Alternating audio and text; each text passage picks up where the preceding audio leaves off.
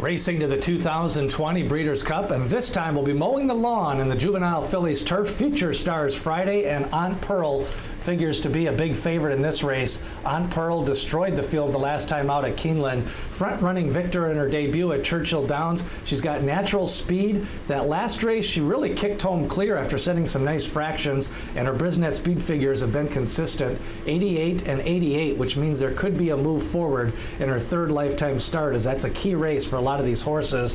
Aunt Pearl, definitely the early betting favorite at 7-2 over in Europe.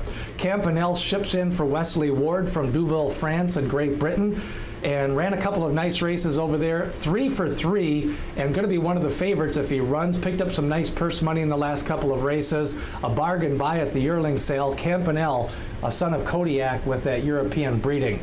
Emro is a nice horse that won for Brad Cox last time out at Kentucky Downs. Picked up his debut at Ellis Park at the P-Patch, and Emro by point of entry, who was a good turfer a few years back, did his best running on New York Racing Association. Emro definitely going to be hitting hard, and what I like about him, versatile running style in 2 starts, went wire to wire in his debut, overmatched his opponents at Ellis, and then came back from off the pace at Kentucky Downs. Fantasy Lady is another one considering running this race. Now it looks like Fantasy Lady, Dark Angel, first and second in her last 2 races. I like the Ireland horses, especially at 2-year-olds. They usually crank them out early for the Ireland 2-year-olds. She was running in September and then came right back on October 11th and will be shipping in with a month rest. Fluffy Socks got it done the last time, 6-1 odds for Chad Brown. The other Chad Brown in that race was actually bet down bigger. Son of Slumber, and Chad Brown trained Slumber ahead of Plains Partners. Fluffy Socks, a nice win last time out. Back-to-back wins at 3-1 and 6-1 on the odds boards. Ivy League, a nice win last time out from Medaglia d'Oro. I still prefer them on the turf, and I still prefer the fillies when they're young 2-year-olds and early as 3-year-olds. Invincible Gal, 83 Brisnet last time out, 72 on the race before that. Ran against Fluffy Socks, and she was bet down that day.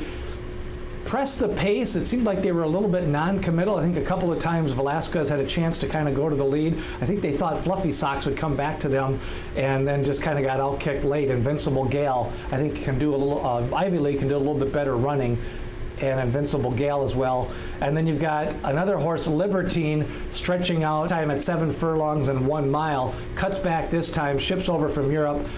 Comes in from France, probably not as good as the Great Britain horse and some of the Ireland horses that I like, but Libertine definitely one to consider. This race always gets bet down. Some of the contenders just don't fire shipping in from Europe, and sometimes some of the speed, the pace of the race from the American horses can separate them on the turn. I think Aunt Pearl kind of fits that bill. She should be pretty tough. And then do want to mention the Woodbine shipper, the daughter of Munnings, Graham Motion with Ulda. That one going to be considering this race. I think we're going to get a full field, 12, 13 horses for this turf race for the Juvenile Fillies, as both of this one and the boys race should take a full field. We've already previewed the Juvenile Sprint, and we'll also take a look at the Juvenile Colt race.